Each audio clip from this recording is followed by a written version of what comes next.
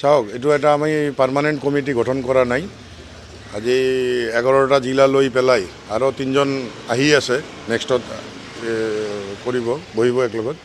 কিন্তু কালি আমি বহি পেলাই এটা সিদ্ধান্ত, চেণ্ট্ৰেল কমিটি গঠন কৰিম বুলি আমি বহা নাছিলোঁ। আমি একটা চেণ্ট্ৰেল এক্সিকিউটিভ দিছিলোঁ, কিবা এটা আমাৰ ভিতৰত অলপ 19-20 মানে অধিৱেশনৰ এটা ডেট ফিক্সেশ্যন লৈ আমাক নজনোৱাকৈ এটা অধিৱেশনৰ ডেট ফিক্স কৰি দিছে। তো এইটো লৈ অলপ আমি মানে এটা কাৰ্যনিৰ্বাহক সভা আমি ইয়াতে পাতিছিলোঁ কোকৰাঝাৰত। তাতে ইহঁতে চেণ্ট্ৰেলৰ পৰা অহা নাছিলে, যাই ইনচাৰ্জ আছিল, আৰু তাৰ টাইমো চেছ পাইছিলে। কিন্তু যিয়ে হওক, লাষ্টত আমি ডিচিশ্যন ল'লোঁ ইহঁতৰ আণ্ডাৰত আমি নাথাকোঁ। তো সেই বুলি আমি যে নতুন এটা গোট জন্ম দিলোঁ এইটো নহয়, এইটো একটা জাষ্ট এডক কমিটি। এই এডক কমিটিটো হোৱাৰ মূল উদ্দেশ্য হ'ল একত্ৰীকৰণ। আমি বহু বছৰ ধৰি 1990 চনত বেংগলী ফেডাৰেশ্যনত জন্ম হৈছিল। তাৰ পিছত লাহে লাহে আমি পাইছোঁ যে 2টা বা 3টা গোট এনি টাইম অসমৰ ভিতৰত 2টা বা 3টা গোট আছিল, আৰু বহুতে চেষ্টাও কৰিছিল, মিছা কথা কৈ লাভ নাই, একত্ৰীকৰণ কৰাৰ কাৰণে, কিন্তু কোনেও সফল নহ'ল। কিন্তু এতিয়া আমি এটা চেষ্টা, কালিৰ পৰা প্ৰচেষ্টা চলাইছোঁ। কালি আমি বিভিন্ন সাংবাদিক চেনেলৰ মাধ্যমেদি, সংবাদ চেনেলৰ মাধ্যমেদি আমি এইটো আহ্বান কৰিছোঁ আমাৰ প্ৰাক্তন প্ৰেছিডেণ্টসকলক। সিহঁতে অলৰেডি সিহঁতৰ ৰাজনৈতিক যাত্ৰা আৰম্ভ কৰিছে।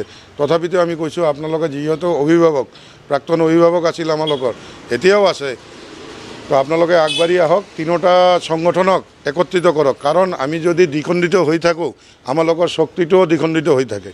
আমালোকে যদি কিবা একটা যদি ডিমাণ্ড কৰোঁ, এইটো মানে ইমান পাত্তা নাপাওঁ আমি। আমাৰ কিবা এটা ডিমাণ্ড ফুলফিল হ'ব গ'লে বহুত টাইম লাগি যায়। তো আজিৰ ডেটত আমি এটা আহ্বান জনাইছোঁ কালি। কমিটি এটা গঠন কৰা মেইন কাৰণটো হ'ল যাতে মানে এটা ফেচ লাগে, তো কিবা কথা পাতিব গ'লে কোন আমি যে 11টা ডিষ্ট্ৰিক্ট প্লাছ আৰু 2টা আহিব 13টা ডিষ্ট্ৰিক্ট আমি যে একজোট হৈ কথা পাতিব যাম, এটাতো মানে এটা হেড লাগিব। তো এই হেডটো হিচাপত কালি এটা কমিটি গঠন কৰা হ'ল। এইটো পাৰ্মানেণ্ট নহয়। আমি যেতিয়া তেতিয়া আমি ৰেজিগনেশ্যন দেওয়াৰ কাৰণে সাজু আছোঁ।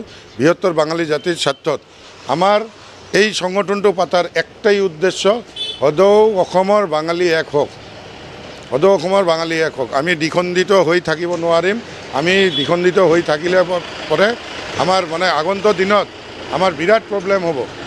তো এইটোত মনত ৰাখি মানে আগভাগ আমি ল'লোঁ, কালি এটা প্ৰচেষ্টা এটা কৰিলোঁ যে এতিয়াতো কোনো প্ৰেছিডেণ্ট নাই, 2টা কমিটিৰে ইনচাৰ্জ প্ৰেছিডেণ্ট হিচাপত আছে বা দায়িত্ব দি গৈছে, 2জনেৰ প্ৰেছিডেণ্টেই আমাৰ এৰিছে পাৰ্টিছে সংগঠন। তো এতিয়া এটা ভাল টাইম, আমি যদি একলগ হ'ব পাৰোঁ। অলৰেডি এইটো লৈ পেলাই আমাৰ প্ৰাক্তন সভাপতি মহানন্দ সৰকাৰ দত্ত আৰু আৰেকটা গোটৰ প্ৰাক্তন সভাপতি আমাৰ দীপক দে মহাশয় আৰু BTR ফেডাৰেশ্যনৰ প্ৰাক্তন সভাপতি মণ্টু দে মহাশয়, তাৰ লগত আমাৰ কথা বাৰ্তা চলি আছে। সিহঁতেও এই বস্তুটা সঁহাৰি জনাইছে, সিহঁতে মনতো বিৰাট ভাল পাইছে। সিহঁতে কৈছে আমি পলিটিকেল পাৰ্টি জইন কৰিছোঁ, কি কৰিছোঁ পিছৰ কথা, কিন্তু আমাৰ জাতিৰ যিটো এটা মহৎ উদ্দেশ্য লৈ পেলাই সংগঠনটোত জন্ম হৈছিল, এইটো একত্ৰীকৰণ কৰিলে আমাৰ শক্তিটো বহুত বাঢ়ি যাব। তো যিয়ে হোক, আমাৰো ভাল লাগিল, ইহঁতেও আমাৰ মানে সঁহাৰি জনাইছে, আমাক আগন্তুক দিনৰ হেল্প কৰিব। আৰু আশা ৰাখিছোঁ 2024-ৰ আগতেই মানে আৰু এই কিছুদিনৰ ভিতৰতে আমি বহি লৈ পেলাই প্ৰথম এটাত মানে এই 3টা সংগঠনৰ একলগত এটা বহাৰ ব্যৱস্থা কৰিম। কোনো এটা জেগাত বহি পেলাই আমালোকে ডিচিশ্যনটো ল'ম যে এই প্ৰক্ৰিয়াটো কেনেকৈ আমি আগলৈ লৈ যাওঁ। তো এটাই হৈছে সদৌ অসম বাঙালী যাতে আমালোকে এক হৈ থাকিব পাৰোঁ, সংগঠিত হৈ থাকিব পাৰোঁ, আৰু আমাৰ ডিমাণ্ডবিলাক আমি ভালকৈ প্লেচ কৰিব পাৰোঁ।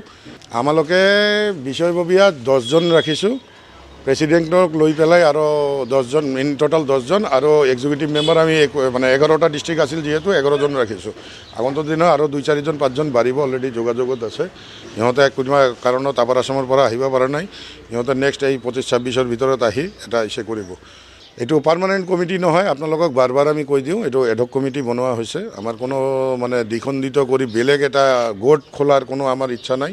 এইটো লৈ যাতে কোনেও মানে এটা প্ৰচাৰ নকৰে, যে অপপ্ৰচাৰ নকৰে যে সংগঠনৰ আৰেকটা নতুন ইছে ওলাল। আমি কালিও কৈছোঁ, আজিও আপোনালোকৰ চেনেলৰ মাধ্যমেদি ৰাইজক জনাই আছোঁ যে আমি দ্বিখণ্ডিত হ'ব নোখোজোঁ আৰু হ'বলৈ নিদিওঁ। আমালোকে ইয়াৰ ভিতৰতে একত্ৰীকৰণৰ প্ৰক্ৰিয়া আৰম্ভ কৰি দিম। ধন্যবাদ।